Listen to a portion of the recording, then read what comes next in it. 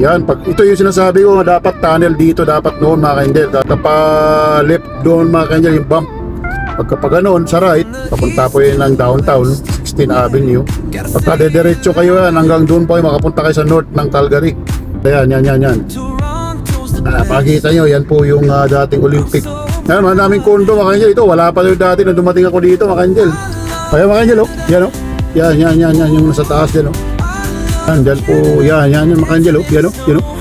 Yan mga ka-angel, oh. Yung sa taas, yung parang hagdan dyan. Yan po yung masaya mga ka-angel. Para sa mga kids, especially sa kids, okay po yung Canada, okay po yung Calgary mga ka-angel. Na tayo mga ka-angel, so thank you very much. Mga kortesita ng mga tao mga ka-angel yan.